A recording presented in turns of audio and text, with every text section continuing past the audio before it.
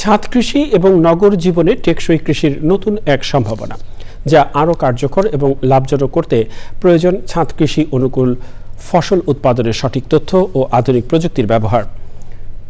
এমনি এক সম্ভাবনা জাগাতে গত ৩ বছর ধরে শেকড় প্রযুক্তির অনুশীলন করছেন যশোরের এক উদ্যোক্তা। বিস্তারিত জানাচ্ছেন শাইখ সিরাজ।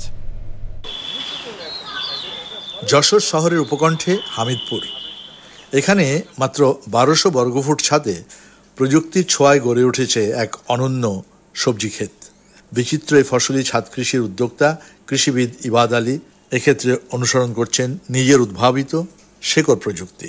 মূলরমের সংখ্যা যত বেড়ে যাবে উৎপাদন তার তত বাড়বে, কিন্তু আমি যদি ড্রামে দেই তখন অল্প জায়গায় মূলরমের সংখ্যাটা কমে যায়, তখন ওই শিকড়টা চারদিকে সরাইতে পারে না। এর জন্য যে 4 ইঞ্চি মাটি দরকার, কিন্তু আমি যদি 16 ইঞ্চি ড্রামে দেই তাহলে নিচে যে 12 ইঞ্চি মাটি থাকলেও অকেজো থাকলো, কারণ ওখান থেকে সে ভিটামিন মিনারেল নিতে পারতেছে না। কিন্তু ওইটাকে যদি আমি পাশে বাড়াইতে পারি তাহলে ওর অনেক জায়গা পায়, মূলরমের সংখ্যা বেড়ে যায়, নিজে সহজে খাবারটা গ্রহণ করতে পারে এবং সে একেবারেই জমির মতো ফসল দিবে। এই প্রযুক্তির কল্যাণে শুধু রকমারি সবজি উৎপাদন নিশ্চিত হচ্ছে না, ছাদের উপর অতিরিক্ত ওজন না বাড়িয়েও মাটি ব্যবহারে রাখা হচ্ছে ভারসাম্য। এটা কাঠের একটা ফ্রেম করেছি, করার পরে এই কাঠের তক্তা দিয়ে এর পলিথিন আবার ছিদ্র করে দিয়েছি।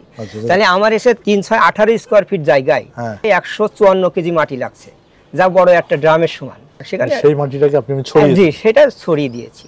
তার গবেষণা বলছে 1 বছরে এই পদ্ধতিতে বিনিয়োগের 5 গুণ লাভ আনা সম্ভব।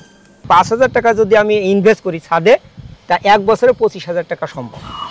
মাটি পানি সারের পরিমিত ব্যবহারের মাধ্যমে বেড পদ্ধতিতে শেকড় প্রযুক্তিতে ছাদ কৃষি ইতিমধ্যেই প্রমাণ করেছে ফসলের উৎপাদন বাড়িয়ে দেয়। যারা শহরে নগরে ছাদ কৃষি কিংবা আঙিনায় করছেন তাদের জন্য এই প্রযুক্তিটি একটি লাক্সারি প্রযুক্তি হতে পারে, যা ইতিমধ্যেই যশোরের ইবাদ আলী প্রমাণ করেছেন। যশোরের হামিদপুর থেকে শাইখ সিরাজ, চ্যানেল।